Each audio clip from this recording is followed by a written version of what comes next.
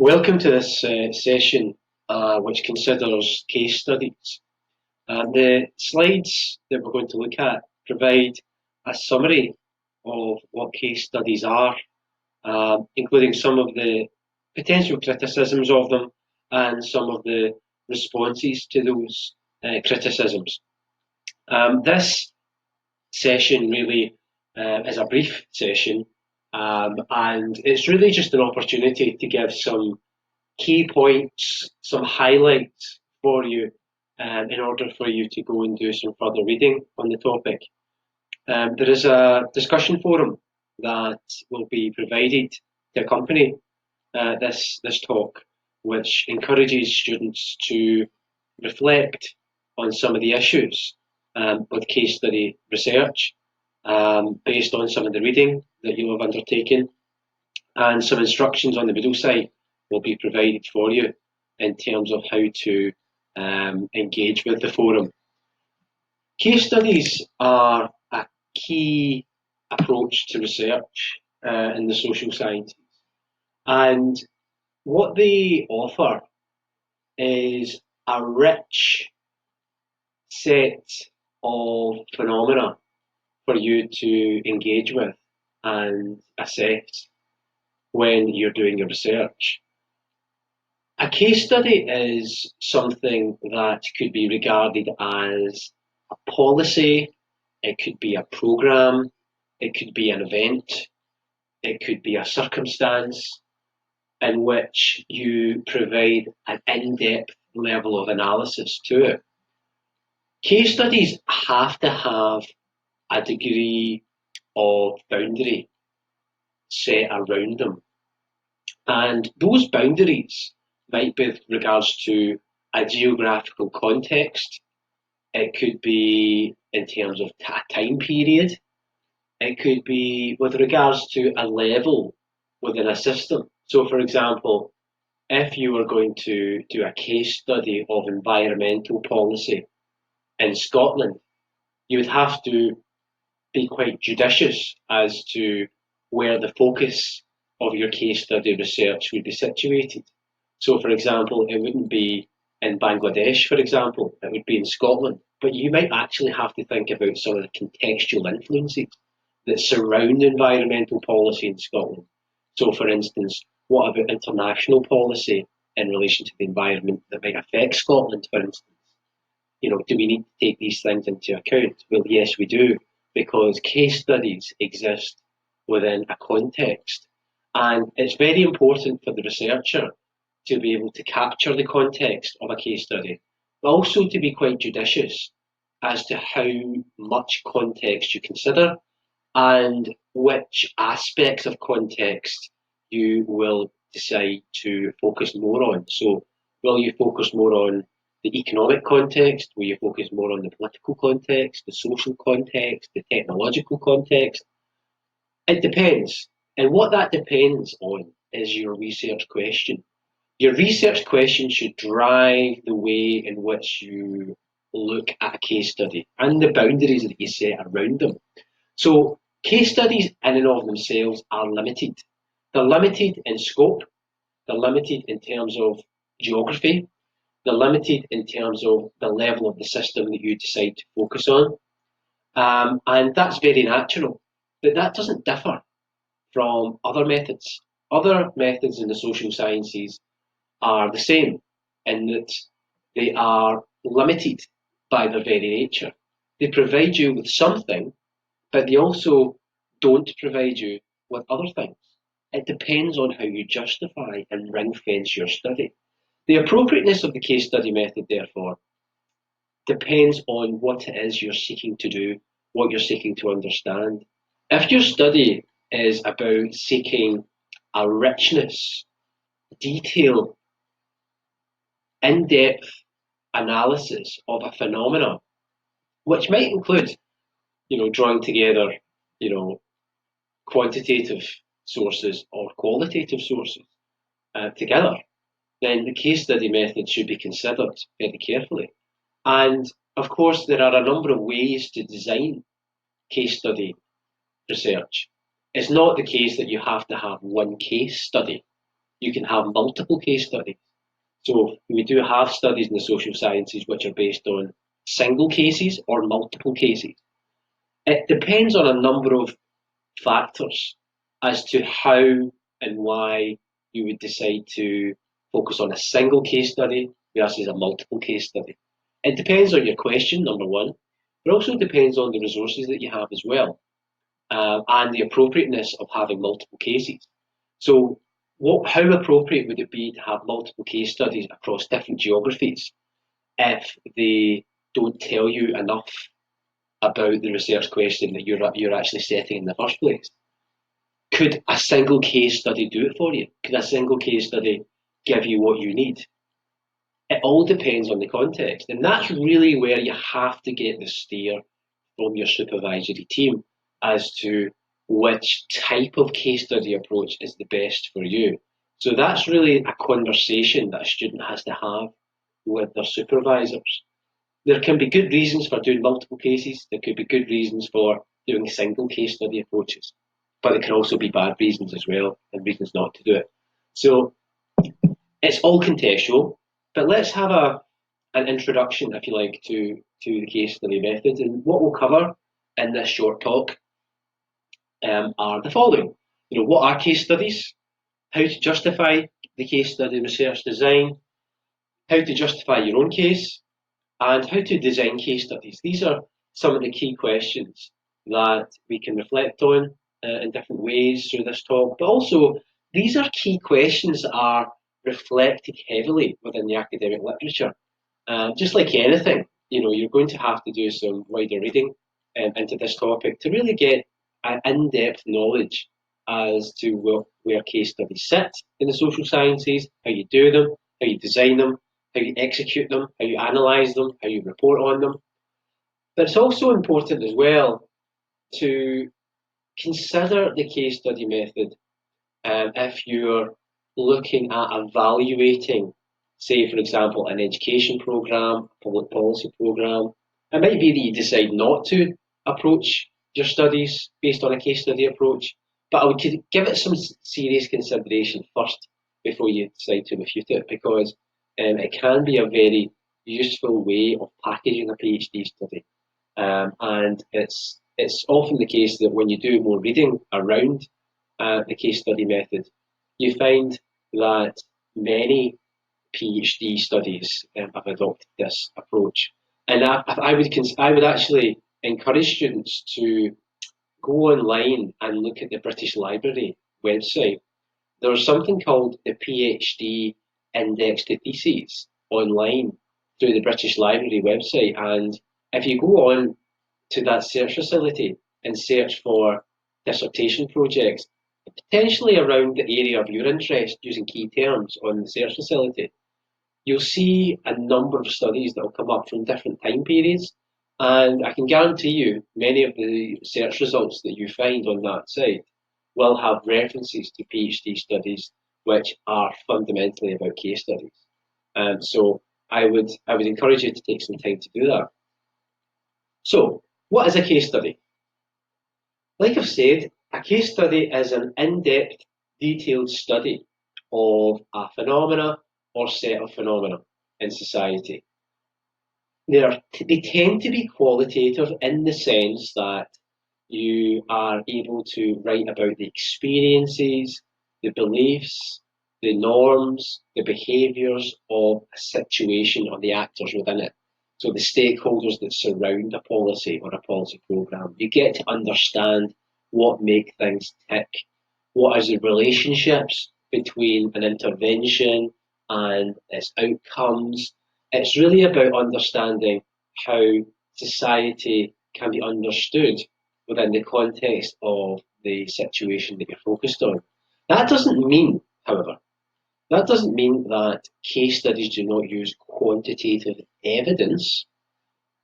Far from it.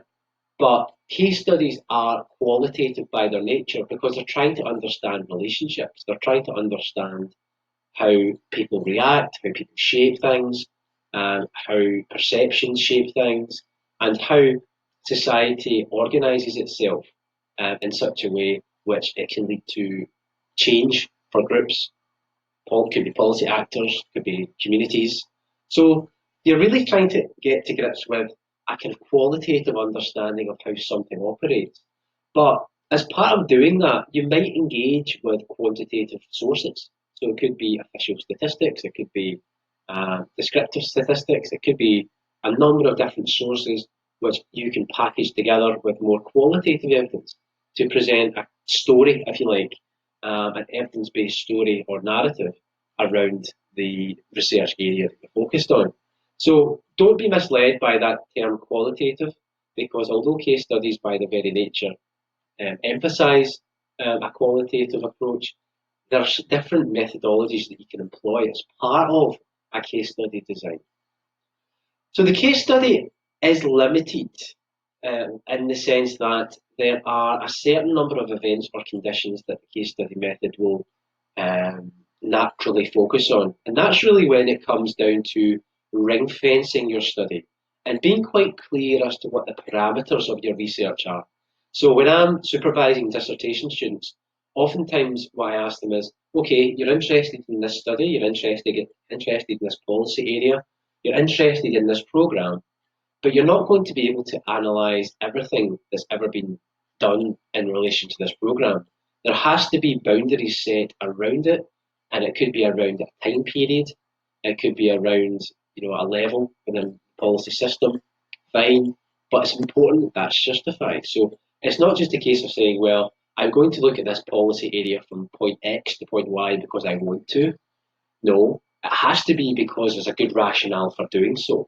So the rationale could be that you're looking at a policy area under a certain term of a political administration because that gives you enough reason or enough confidence that you're able to say something about the performance of a government programme at a particular period in which they were in office, for instance. So it's really about having a clear justification for the boundaries of your work. And again, that's really where your supervisors can help you in that. Case study method can help form theory, and that it can help you deduce what is happening out there in society. So if you're looking at a case study of, it could be around an education intervention that's been offered by a government across any government, whatever it is, you're looking at how that program has been implemented, how it's influenced people, how it's shaped behaviours. And after you've done your study, after you've done that rich analysis, you might be able to offer some theoretical and conceptual reflections as to what this case study might tell us about how public policy or education policy or whatever it is formed. What are the factors that have been shaping the decision-making processes? To what extent might those be transferable in some senses to other aspects of public policy? So it allows you to offer some theoretical reflections, but also allows you to expose the limitations of existing theory. So it might be that you're using an existing theory on education policy, or it could be around political behaviour, it could be around sociological ideas, and you undertake a case study in a particular area and context, and you actually find that although those theories and concepts might have helped you when it comes to shaping up your own study and thinking about your own case study, when you actually go and execute the case study and research it in depth, you might find that actually, that those bodies of theory and those concepts that you use to help you shape your study actually do have some limitations. They have shortcomings. You have found something in your research which those theories have kind of not addressed. So that allows you in the end to say, well, based on my case study, I think we need to have some theoretical reflection on the utility of existing ideas. So it allows you to kind of offer theoretical reflections and potentially form new ideas in theory based on your work. A case study also allows you to provide contextual information, like I said at the beginning. It allows you to understand the context that surrounds the phenomena that you're looking at.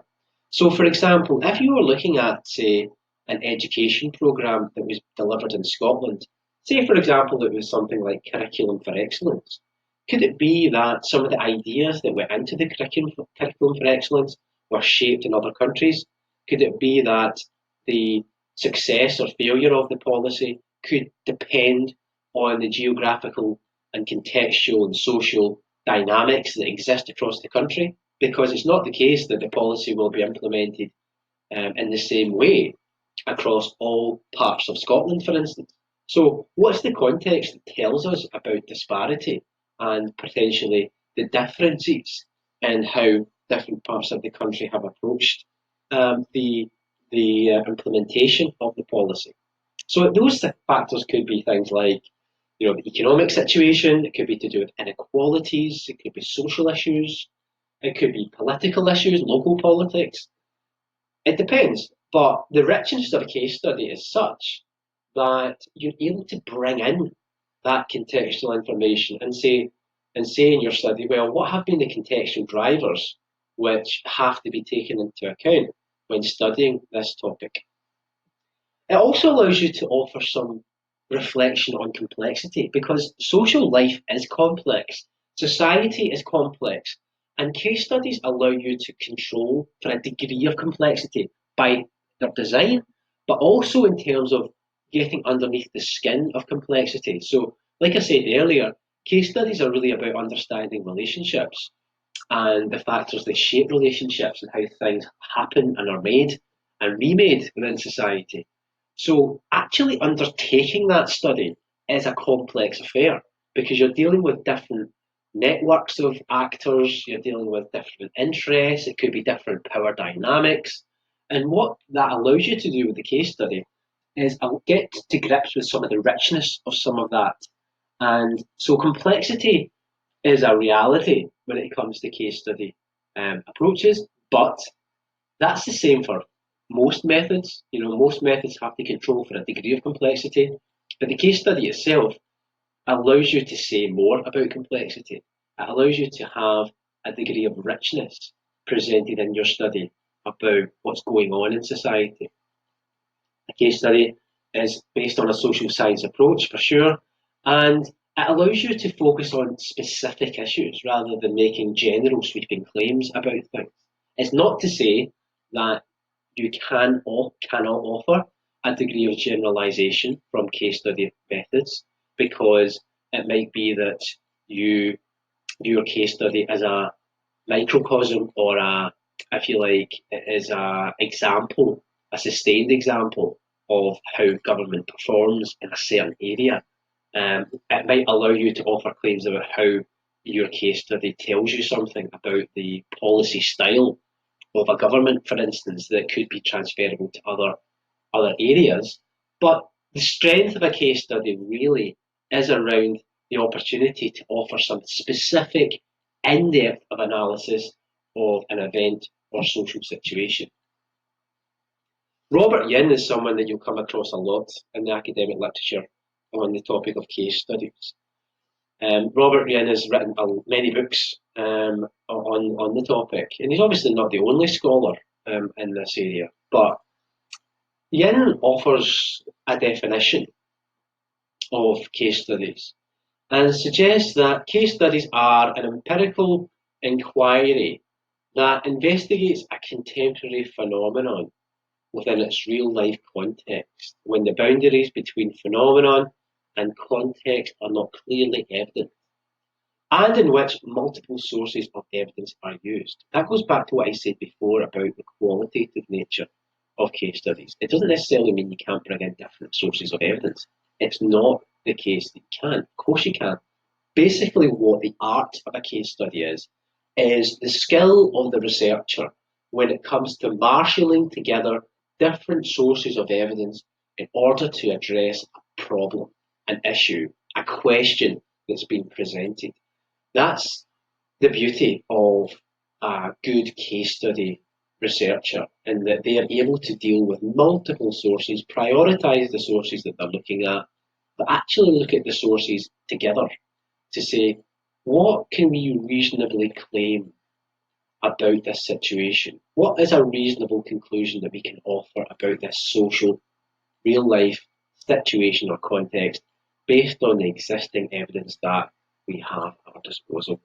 And actually, what that allows you to do is to understand where the gaps are in the evidence, which can allow you to go and do more research.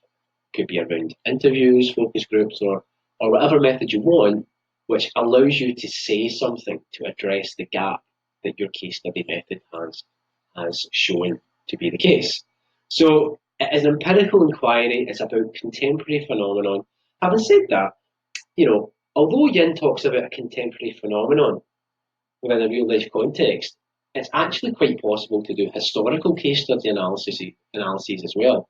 So I do have some agreement with Yin's definition, but I would argue that the contemporary flair of what this definition offers, does have some limitations, because it might be that you would like to look at a case study of something that was introduced in the 1950s, 1960s, or even before that. So it's not to say that the case study design can't be applied to historical studies. It can. However, it might be the case, and it's generally the case with PhD students, that they tend to research more contemporary areas of public policy, or a social issue, or an intervention, or whatever it might be, in order to offer some contemporary reflections, if you like, on the relevance of their study for the discipline as it is just now.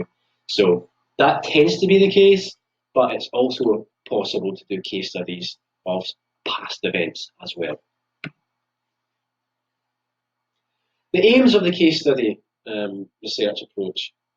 At an empirical level, is to provide in-depth empirical material, new insights into what's going on in society, helps to identify underlying or hidden issues and mechanisms. Again, those ideas on mechanisms is really about relationships. What have been the dominant factors that have shaped how something has been implemented, or how it's shaped a community, how it's led to outcomes. What have been the dominant drivers and factors? Also, looking at the hidden aspects here is about, what about the unintended consequences of something in society, or an intervention, or an approach by, say, an organisation, or government. What have been the hidden things that have emerged from them? Could also be what have been the hidden motivations that have shaped how a government has responded, or shaped something, or set an agenda around something. Has it always been government? Are there hidden agendas that have shaped how government have decided to make a decision on something? So could it be around the influence of lobbyists that you don't necessarily know about? Could it be around the forces of private business?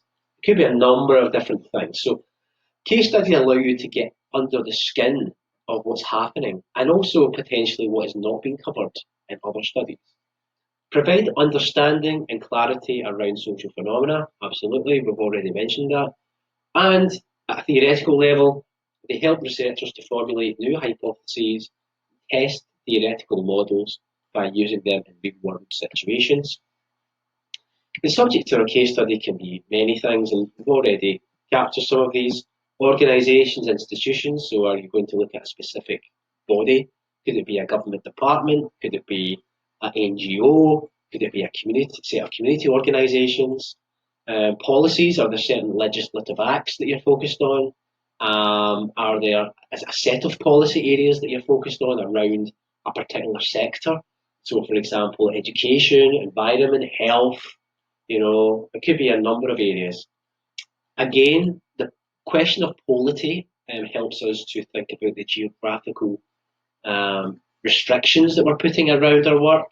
So what are the territories that we're going to focus on at state level, regional level, local level, city level? Could it be more than one city? Could it be more than one region as a comparative study?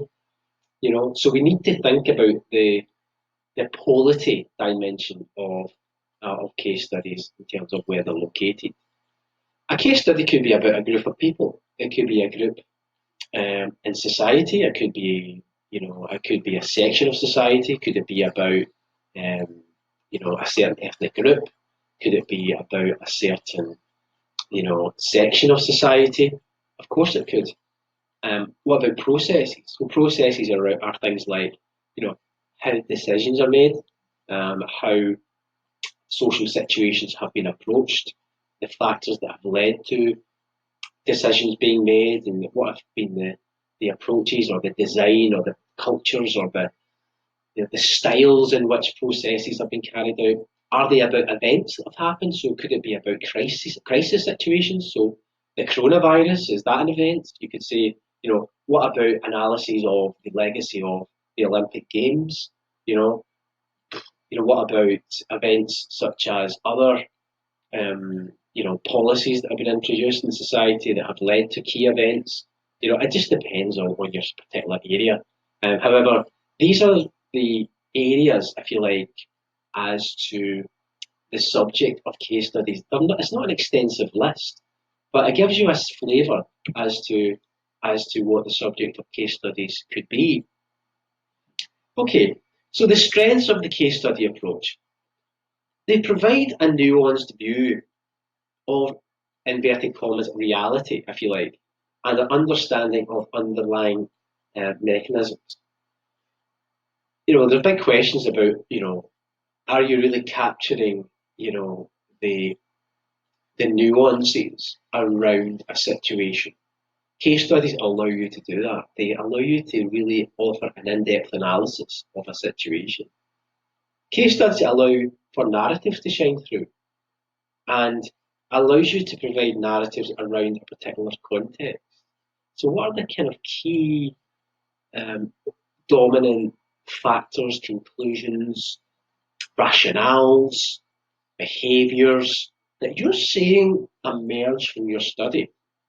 That's what we're really talking about when we're saying provide strong narratives, because it allows you to kind of make sense of what's going on and the kind of dominant factors and issues that you're seeing from your study. Again, many sources can be used as part of the case study approach. Key thing is to triangulate your research. So, it could be that you are showing that you're using multiple approaches to gathering evidence to address the one problem. And by using a triangulated approach, that allows you to offer reasoned, strong conclusions as to what you're finding from your work. Using triangulation in the case study method is highly appropriate because, for example, in a Viva situation or a reviewer for an academic journal might say something like, to what extent does this particular approach that you've offered in terms of quantitative information that you provided, does that give you a partial picture? Is that telling you enough so that you can give strong conclusions? Well, if you triangulate your work by using quantitative and qualitative approaches, then more's the better. And so in many senses, the case study method does promote a mixed method approach.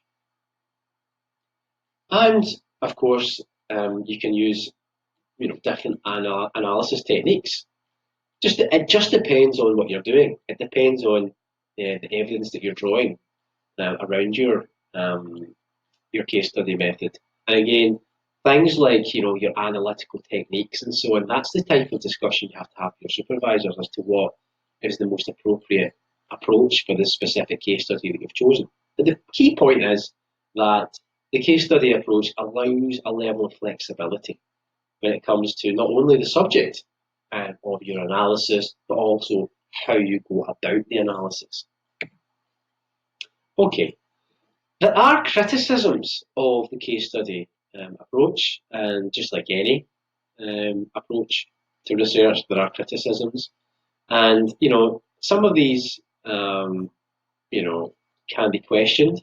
The criticisms, and you'll see from the Fleifberg article and what we'll come on to discuss, is that some of the criticisms of the case study method can be addressed quite easily.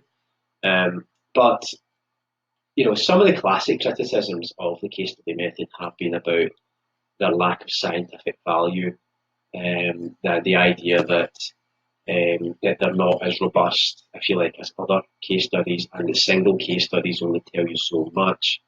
Um, and it's, having research around singular topics or issues can provide an illusion about how society really operates and so on.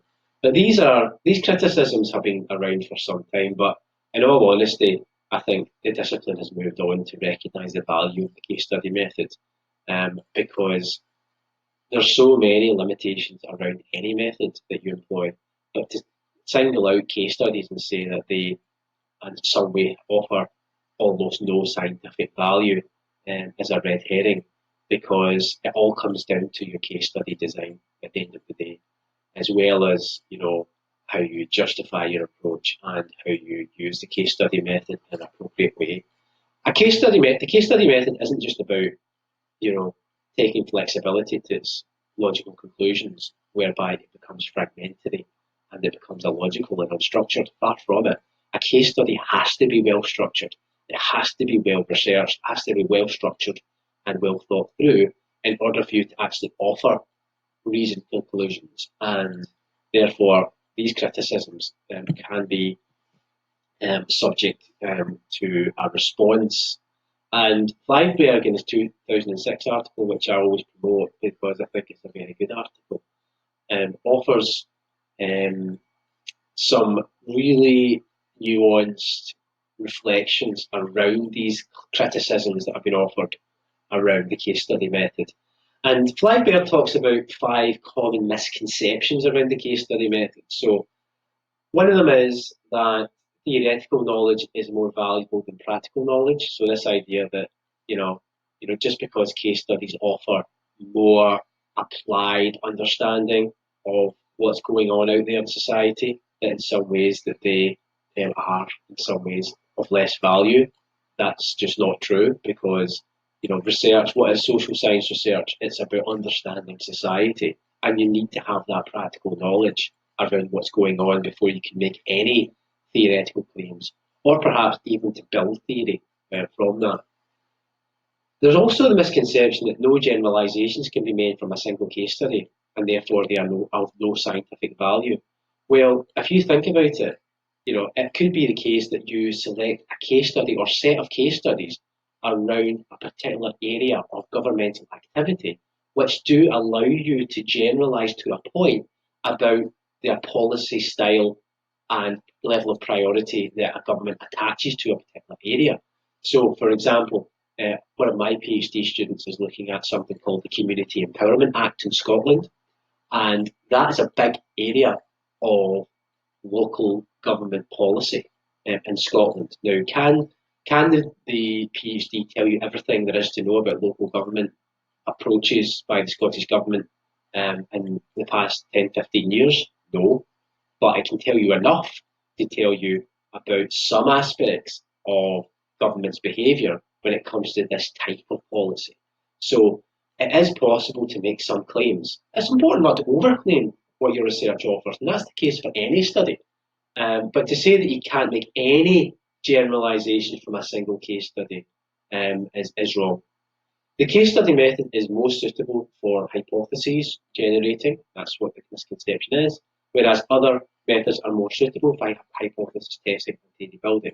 Well, I think I've already addressed that the case study method does offer you the opportunity to build theory around them, and it does allow you to offer some opportunity to test a hypothesis based on the information that you're able to gather around the case study. But that all comes down to the design at the end of the day. Another misconception is the case study contains a bias towards verification. So, in other words, that researchers are very biased, too subjective, can't stand back from a case study because they're too immersed in the case study. Of course, with many approaches in the social sciences, we have to be cautious about these things. But in fact, there are some approaches like participatory observation and ethnographic forms of research, which do immerse the researcher within the context of a social phenomenon. But there are ways to make that robust and scientific. So it's not as if that we can't rebuke some of these misconceptions. But what this misconception does, I think, is to undermine the skills and the abilities of a researcher. To say that they are not able to put their own subjectivities to the side, can be argued. But also more broadly, and from a kind of philosophy of social science perspective, you could also argue that to say that any research is value free has its limitations. All research in the social sciences will have a degree of value attached to it, because the question that you decide to research in the first place, the decisions you make around that, you'll have a value attached to it. The fact that you're interested in a particular case study in the first place will be based on your interest and value. So it's all about how you construct your research that's the most important thing. To say there's no degree of subjectivity in research, be it the case study method or other areas, could be subject to criticism. Another misconception is that it's difficult to summarise findings from specific case studies. Again, because there's a richness around even specific single case studies, you're able to summarise what you've found from your study in the context in which it has been researched. Because that's the key, is to be able to summarise how the context has shaped the case study and how relationships have played out within the situation that you're looking at. So that could be argued to be a misconception, the idea that you cannot summarise findings from single case studies. All right. Flaigberg comes back and says, well, predictive theories and universals cannot be found in the study of human affairs.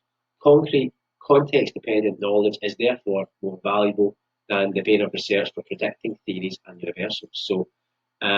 So basically, Flaigberg argues that case studies are very important by the very nature of the fact that they are contextual, and that's actually the strength of them. Also, the other claim is, one can often generalize on the basis of a single case. Because what if the case study is central to an area of inquiry? The case study is almost a critical case study. Therefore, it allows you to say something about that critical area. And also, Flaigberg makes this claim that, is it right to overvalue generalization? Because in some ways, the forces of the example can be very valuable. An example of how something has played out in society should not be underestimated. Flaigberg also talks about how the case study is useful for both generating and testing hypotheses, but is not limited to these research activities alone because of the flexibility that they offer researchers and the richness that they offer researchers too. Flaigberg talks about the case study contains no greater bias towards verification, around the subjectivity of research, than other methods of inquiry, like we said before. Flaigberg actually argues that, on the contrary, experience indicates that the case study contains a greater bias towards falsification of a preconceived notion. So that allows you to actually try to falsify claims because you're giving more of a rich analysis of what's happening in society.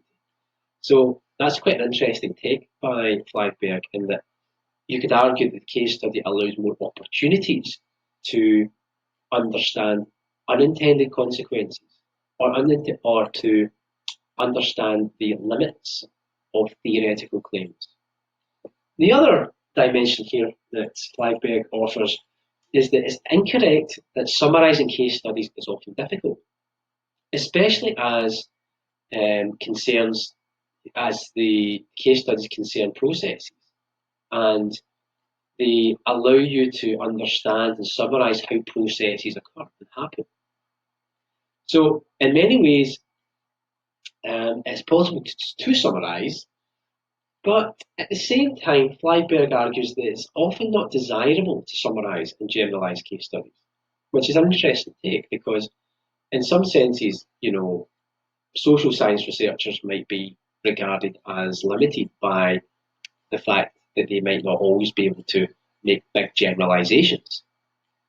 But actually, isn't it the case that good social science research should be read in the context in which they have been researched? And it might not actually even be desirable to offer broad generalizations, because it might be the case that you know, some of the generalizations you make could be a bit of a stretch. But actually, that doesn't really matter, because what you're really offering is a particular analysis of a situation, circumstance, context, intervention within a particular area at a particular time. So, in some way, in some senses, that should not be undervalued. Some things to consider when selecting your case. So, case selection is when you're making decisions about what to actually research from the case study approach. Well, you have to identify a research problem before identifying a case to investigate that problem. So it could be about, you've understood that inequalities are a key research problem. What is the case study around inequalities that you're going to focus on? What is it that allows you, what case study allows you to get underneath the skin of inequality in more depth? And you can say that about other areas of public policy as well. So it could be around homelessness, it could be around drug misuse, it could be around inequalities in educational attainment. It could be a number of different things, but you have to focus your work and say, well, what case study of that problem am I going to look at? Generalizability can be increased through the strategic approach to case selection. So it could be that maybe you're trying to understand how the Scottish government and the UK government approach something like mental health policy in different ways. So it might be an opportunity in that sense, therefore, to use multiple case studies. And it could be even just two case studies of two major policy interventions, one in Scotland, one at the UK level, in England, for example, or even in Wales. And that might offer you some insights into, how UK governance looks like in this particular case study area. So when thinking about the strategic case selection, you might want to think about how you approach the number of case studies that you're focused on in this sense. Random sampling is not necessarily most effective in terms of case selection. So bear in mind that it could be the purpose of sampling, a good reason for it. So it could be around the contemporary nature of a policy area, it could be around a set of policy areas introduced by a certain government at a certain time. It might be that there's a key reason or set of reasons for not random sampling. So you must give that some serious consideration when undertaking case selection. Those cases that are critical are often the most informative. Cases in which a phenomenon is most likely or least likely to be tested. So it could be like, for example, if you understand how a government operates in times of crisis, that can illuminate how resilient the institutions of government are in extreme circumstances. So you could offer a study of a crisis period and say, well, the beauty of taking a case study that is about a crisis illuminates the extremes of how a government performs, which can offer you some reflections on how normal policy making of the future has to adapt in order to avoid threats and crises destabilising institutions in the future. So these critical types of case studies can shine a light in many ways on the performance of government and organisations that are associated with them. In terms of case selection, other cases can be paradigmatic cases, if I can say that.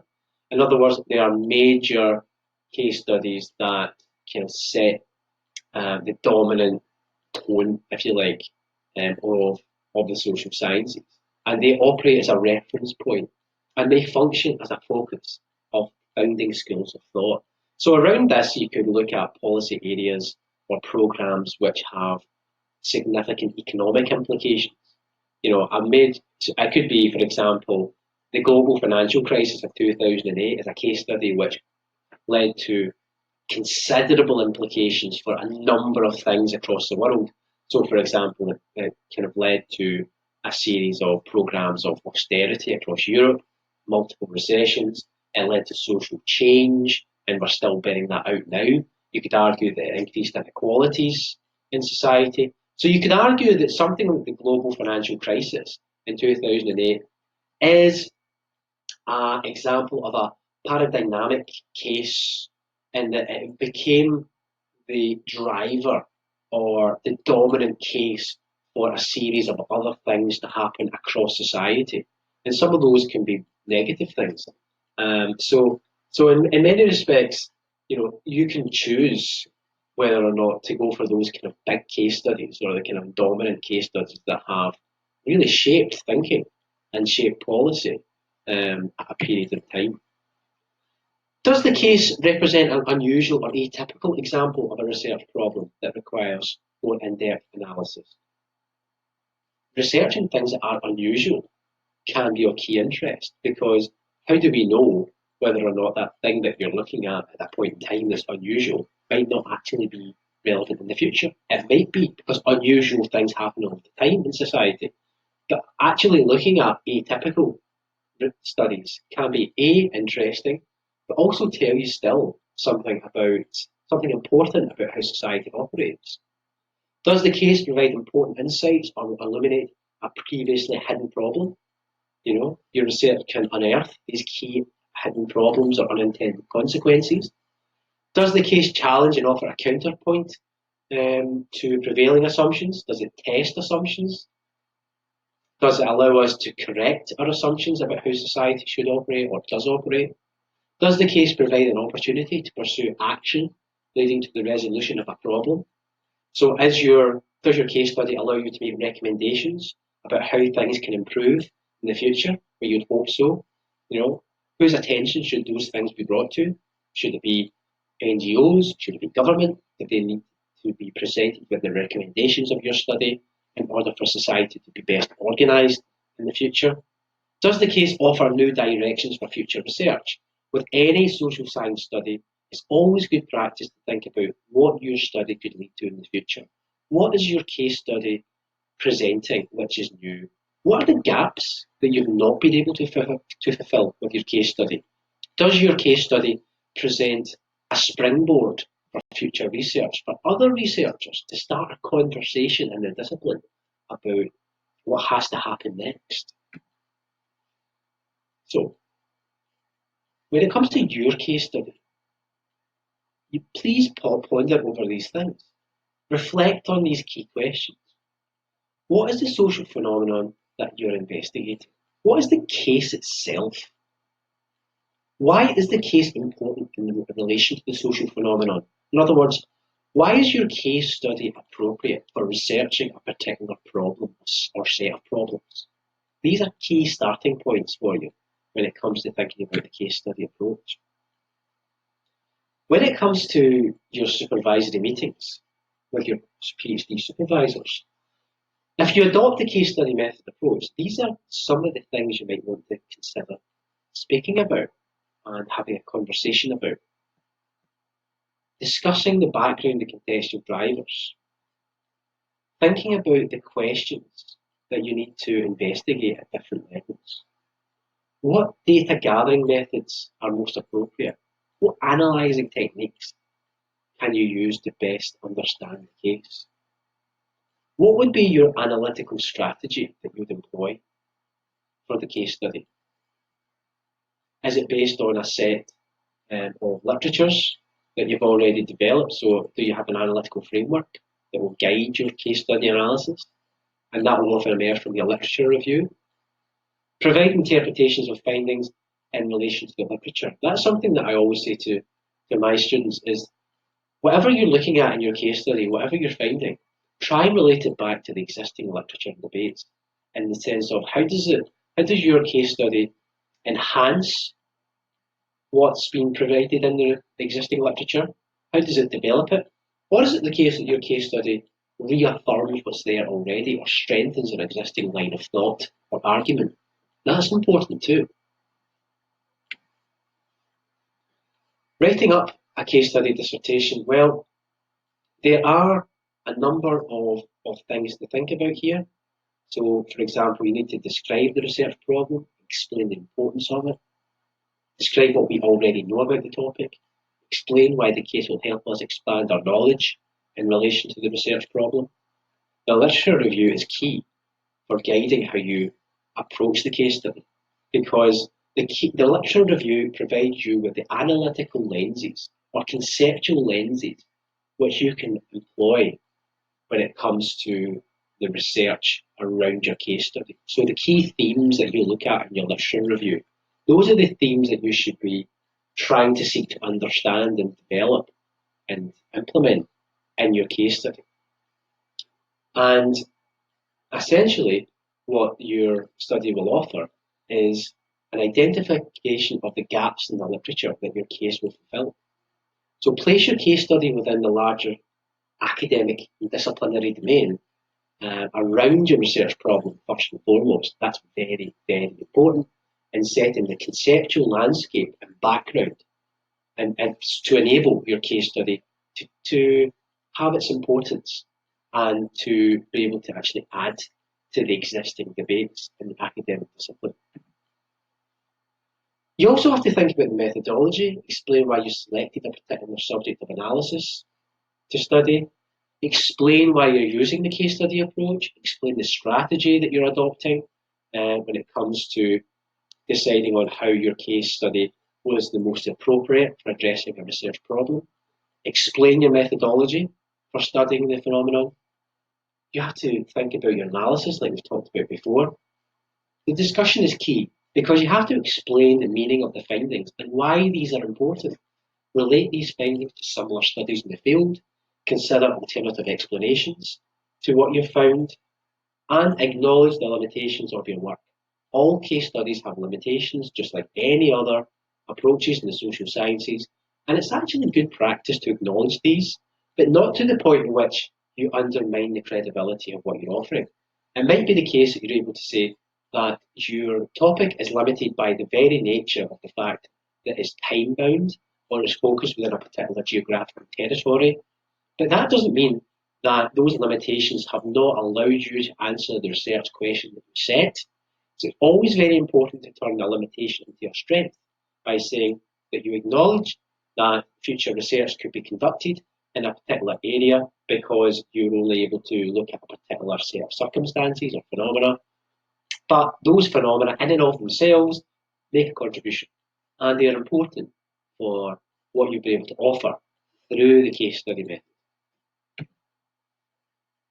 And in your conclusions, restate the significance of your research problem, restate the main arguments supported by the analysis, restate why the case is important and what contribution to the literature it makes, and suggest future areas of research. That's always very important when it comes to writing up a case study-based dissertation. So, remember, justify the case study as a method, recognise the strengths and weaknesses of your work, demonstrate that you're aware of these debates within the academic literature, point out the limitations of the case study research where it's necessary, but always ensure that that's couched appropriately so that you emphasise the strengths of your study. Always justify your case. What does it tell us about a social phenomenon? What type of case study is it that you're looking at? So is it a single case, multiple case? Again, engage with your supervisors on that question and think very carefully about it. But before you do that, it's important to do some reading into the topic. So on this slide, there are some suggested readings that will help you look more broadly at case study research in the social sciences. Again, I would encourage you to look at the Flagbear piece, which is provided on the middle site, first and foremost, as that helps to re-emphasise some of the points that I've made. It elaborates on the points I've made as well. and I'm sure it will be of key interest to you. So good luck with the use of the case study method.